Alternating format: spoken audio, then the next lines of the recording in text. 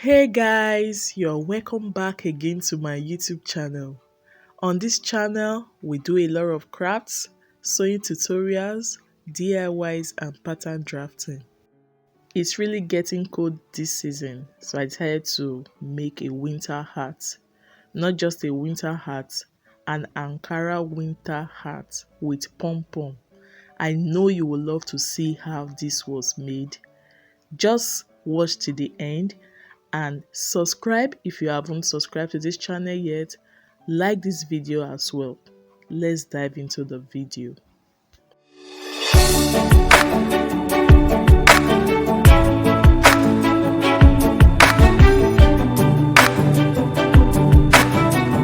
I'll be needing my fabric, yarn, scissors, lining, chalk, pins, elastic, measuring tape, interfacing, and my padding.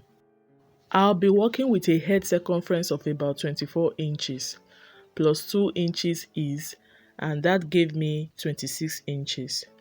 But if you're an adult, I would suggest you use 30 inches as your head circumference. I have just cut out my fabric, which is about 26 inches by 15 inches. I'll be folding this fabric into 4 on the wrong side. First of all, I folded it into 2. Thereafter, I folded again. I'll be making a curve now with my free hand. You can as well use your curve ruler.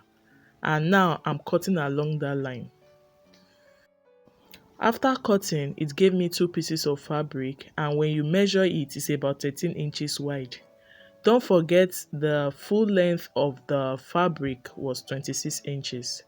Now I'll be cutting exactly 2 pieces just like this, following the same pattern. And now I have 4. The extra 2 pieces will serve as the lining. Although I wanted to use a black lining before now, but making use of this fabric would be far better. I just grabbed my padding, I folded it into 2. I placed one of the pieces on it like this. I'll be cutting out 2 paddings.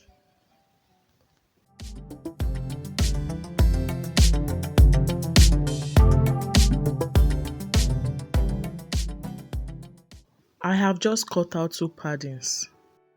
I'll be marking half an inch along the edges of the 2 cutouts. This is because I don't want it to be too thick for my sewing machine. You could as well do without marking half an inch as I have done. It's still totally okay. Now I'm cutting out the half an inch. I'll also do it for the other padding.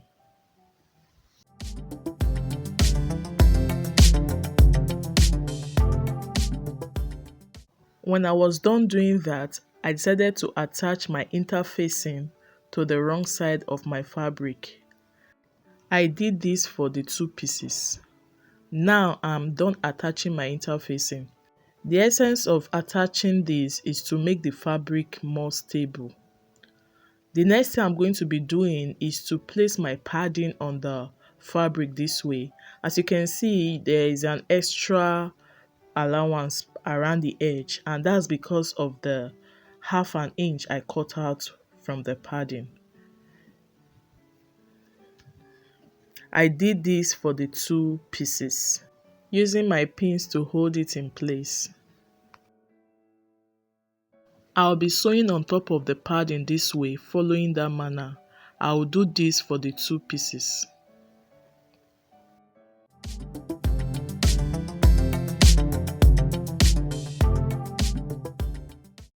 I'm done doing that. As you can see, it's very neat.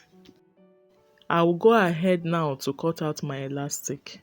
Initially, I measured 11 inches and I cut out 4 pieces of it. But along the line, I reduced it to 8 inches each because it didn't really give me what I wanted. So when making yours, make sure you remove like 4 inches from the original width of your pieces. I came up by 2.5 inches from the bottom as I have shown, and I marked it from one end to the other. And now I'm also doing it for the other cutout. I'll be sewing my elastic on top of that line by dragging it a little from one end to the other end. I'll also be placing the other one that way and sewing on top. I will do this for the two pieces. As you can see here, I had already reduced the elastic to 8 inches and I also did it for the remaining as well. Here I placed the first elastic along the mark which I have stitched. I also placed the second elastic along the edge as I have shown, which I have also stitched. I did this for the two cutouts. I'll be placing my lining this way. The right sides are facing each other. Don't forget I said I'll be using my fabric as my lining. I'll be holding the two together using my pins. I made sure the two were properly aligned. I repeated the same process for the other cutouts. Watch carefully what I did here. This time around, I didn't sew on the padding. I rather sew on the fabric. This was what I was trying to avoid. I didn't want it to be too thick for my machine. If you have stronger needles, I believe you can go ahead to sew on the padding. That is, you don't necessarily have to cut out the half an inch I cut out from the padding. You will still get the same results. After sewing, I just left a small opening. I'll be turning to the right side from the small opening. If you have been following from the beginning of this video, you will see that I've been doing the same thing for the two cutouts. The next thing I did was to notch. I did this for the two as well. Now I'm turning to the right side. You can as well give it a good press after turning to the right side, but it's not compulsory.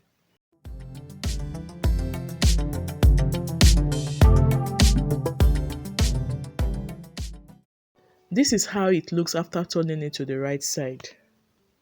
I went ahead to close the opening by folding in the raw edges and stitching on it. I repeated the same process for the other part, and here is how it looks. After doing all that, I aligned the two this way using my pins to hold it in place. I then went to stitch from the top to about 2 inches above the base on the two sides. Here is the outcome. As you can see, I didn't get to the base while stitching. To get a nice shape, I marked about 6 inches from the top. I also did it on the reverse side. The essence of this is to make the top part of the hat to be a bit slimmer. You could as well do without it. After holding the two sides with pin this way, I went ahead to sew it in that pattern. After achieving that, I'll also be turning it to the right side now, then closing that part I didn't sew initially. I will do this for the two sides. To make it easier, I just held the two sides with pins. Now it's thicker than it was before. Don't forget I said it's a winter hat, so it has to really be thick in order to withstand the cold. I'll be taking it to the sewing machine now to stitch on it. But first of all, I need to turn it to the other side and stitch those two, let me call it that, it looks like that. Then after stitching those two dots, I'll turn again to the right side to do the remaining stitches. Here is how it looks after stitching. Honestly, you could wear it this way because it's thick enough and the elastic will make it have a good grip on the head. But I didn't stop here. I went ahead to create a pom-pom. In another video, I'll be showing you how I made the pom-pom. Now the pom-pom is made. It's just to grab your needle and thread, your white thread to be precise, and just attach it. From the inside, you just bring out your needle and do the necessary stitches till you feel it is firm enough. Don't forget to look out for the next video where I'll be showing you how I created this pom-pom using my hands. I'm sure you really love to see it. I continued to sew the pom-pom to the hat I did it several times till I felt it was firm enough. This aspect of this tutorial requires hand stitching for a perfect result. As you can see, this was neatly and nicely done. When I was fully done, I cut the thread, then I knotted it about 3 to 4 times so that it doesn't loosen. Then I trimmed the excess thread. Can you see how beautiful this winter hat looks?